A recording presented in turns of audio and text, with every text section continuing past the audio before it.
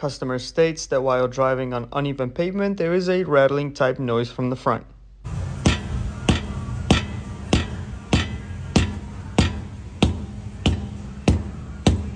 Remove it.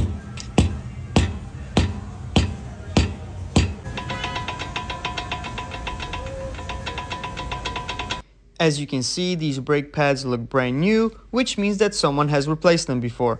Whoever installed these brake pads forgot to install this brake pad wear indicator, which not only lets you know when your brake pads are getting low, it also acts as a spring for the brake pad. That spring keeps the tension on the brake pad and prevents it from moving up and down. Thanks for watching.